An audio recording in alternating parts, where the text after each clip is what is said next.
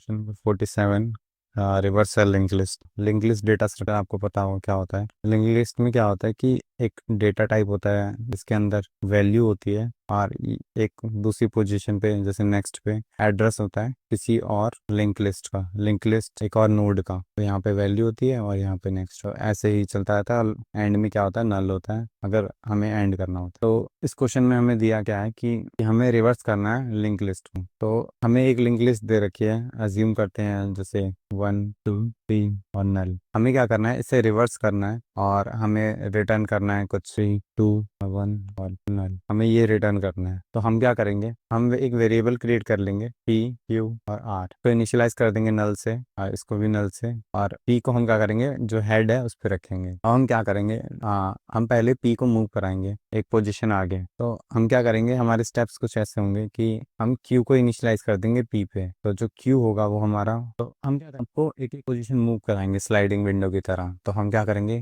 q को r के initialise कर देंगे, r को q के इनिशियलाइज कर देंगे, q को p के और p को नेक्स्ट पे भेज देंगे। और फिर उसके बाद जो q का जो पॉइंटर है उसको हम मूव करा देंगे r पे। तो इसको प्रैक्टिकली देखते हैं। हमने क्या करा, पहला स्टेप्स लिख लेते हैं हम। r को हम इनिशियलाइज कर लेंगे q से, तो जो r होगा अब मेरा वो q पे आ जाएगा। q को हम कर देंगे इनिशियलाइज p पे, तो यहाँ पे q आ जाएगा। तो सेकंड में हमने क्या किया, जो q है उसको p के पास ले आए। और तो थर्ड इटरेशन में क्या करेंगे, p को एक अगली पोजीशन में भेज देंगे। तो थर्ड में हमने क्या किया, p is equal to p का नेक्स्ट। और जो फोर्थ जो स्टेप होगा, यहाँ पे लिख देता हूँ मैं फोर्थ स्टेप में हम क्या करेंगे, जो q का जो नेक्स्ट है उसको इनिशियलाइज कर देंगे r पे। तो q का नेक्स्ट जो है उसको हम r पे कर देंगे। ये हमारा कोर कॉन्सेप्ट है, इसी पे हम चलेंगे और इस पे लूप रन करेंगे जब तक जो p है वो नल नहीं हो जाता था। तो अब अगले स्टेप में क्या होगा कि हम क्या करेंगे, r को इनिशियलाइज कर देंगे q पे, तो r यहाँ पे आ जाएगा। फिर q को हम एक पॉइंटर मूव करा देंगे p पे, q इधर आ जाएगा। और p को हम p के नेक्स्ट पे भेज देंगे, तो p यहाँ पे आ जाएगा। फिर हम क्या कर रहे थे, जो q पॉइंटर जहाँ पे है उसका जो नेक्स्ट है उसको हम r पे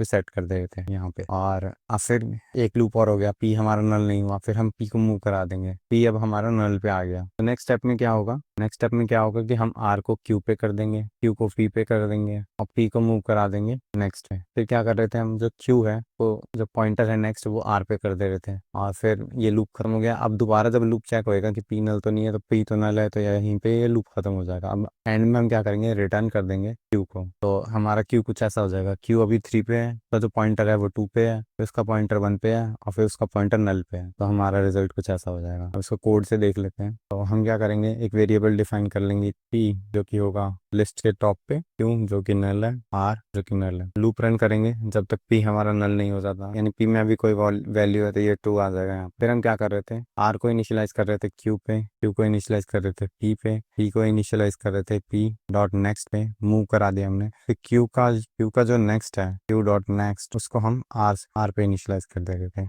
और लास्ट में हम क्या रिटर्न कर रहे थे, q। अब इसको सबमिट करते हैं। Infinite loop r is equal to q is equal to p। Okay, यहाँ पे हमने एरो डाल दिया, p is equal to p का next, q is equal to r पे कर दिया पॉइंट। अब इसको सबमिट करते हैं, फिर सबमिट हो गया।